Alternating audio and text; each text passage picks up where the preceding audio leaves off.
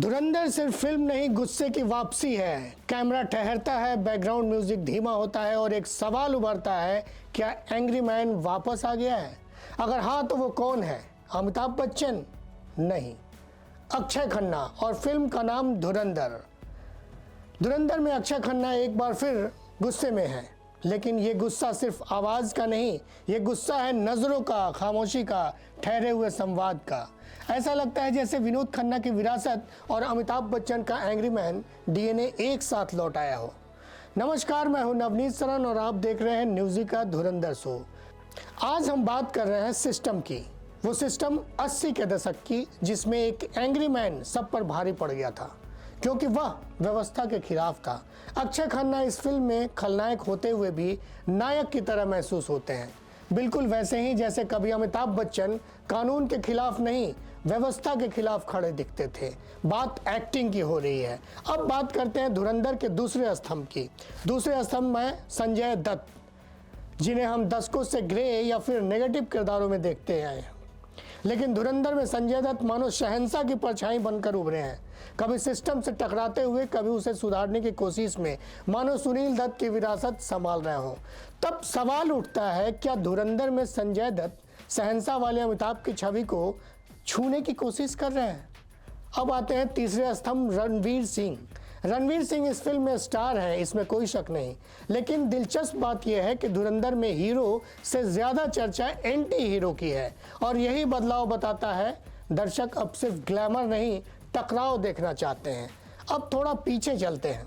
वो दौर था 70 और 80 का दशक। देश में बेरोजगारी चरम पर थी, युवाओं में गुस्सा, सिस्टम से निराश। इतना ही नहीं, रोमांटिक हीरो मौजूद थे, जितेंद्र थे, शशि कपूर थे, राजेश खन्ना, राजेंद्र कुमार, लेकिन फिर एक चेहरा उभरा अमिताभ बच्चन का। जंजीर, दीवार, शोले, कूली, ये फिल्में हिट नहीं थी, ये नाराज पीढ़ी की आवाज़ थी। आज सवाल ये है कि क्या वही माहौल एक बार फिर बन रहा है? आज की जनरेशन जेन जी सिस्टम से सवाल पूछ रही है, नौकरी, भविष्य, पहचान को लेकर बेचैन है। नेपाल, बांग्लादेश समेत कई देशों में हमने उनका गुस्सा सड़कों पे फूटते हुए देखा। अब अगर पाकिस्तान में धुरंधर की चर्चा है तो सवाल और भी बड़ा हो जाता है, क्या कराची का लियारी वासेपुर जैसा है? गैंग्स ऑफ वासेपुर या कराची का लियारी? धुरंधर को देख कर कई लोग कह रहे हैं कि ये सिर्फ फिल्म नहीं, ये एक माहौल है। जैसे गैंग्स ऑफ वासेपुर आईना था, वैसे ही धुरंधर कराची के लियारी और मुंबई के कई इलाकों को जोड़ती दिखती है। आज बहस यहाँ तक पहुँच गई है कि हमारे चौधरी असलम तुम्हारे संजय दत्त से ज़्यादा धुरंधर थे। ये चर्चाएं हैं। अब अमिताभ के दौर में मिथुन चक्रवर्ती, विनोद खन्ना जैसे कलाकार एंग्री यंग मैन की तरह उभरे, वैसे ही आज सवाल है, क्या अक्षय खन्ना जैसे गंभीर, सिस्टम से टकराने वाले हीरो वापस आ रहे हैं? क्या रोमांटिक कॉमेडी का दौर ढल रहा है? गुस्से वाला सिनेमा लौट रहा है? धुरंधर एक फिल्म नहीं, ये एक संकेत भी है। आप क्या सोचते हैं, क्या एंग्री मैन सच में लौट आया है? सिनेमा कुछ लोगों के लिए मनोरंजन होता है, लेकिन कुछ अभिनेता सिनेमा को इतिहास बना देते हैं। वो सिर्फ स्क्रीन पर नहीं रहते हैं, वो समाज के भीतर उतर जाते हैं। आज जब हम धुरंधर को देखते हैं तो सवाल उठता है, और ये सवाल लाजमी भी है, क्या ये सिर्फ एक फिल्म है या उन अभिनेताओं की वापसी है जिन्होंने कभी पूरे सिस्टम से आंख मिलाकर बात की थी? 70 के दशक, देश आज़ाद था, लेकिन युवा आज़ाद नहीं थे।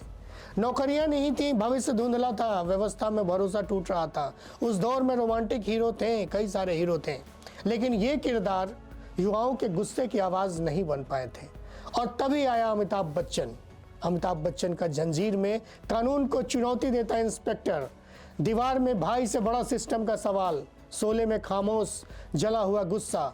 अमिताभ बच्चन हीरो नहीं थे, वो नाराज भारत की परछाई थे, यंग एंग्री मैन थे। विनोद खन्ना शोर नहीं करते थे, उनका गुस्सा आंखों में होता था, कभी खलनायक, कभी नायक, कभी दोनों के बीच।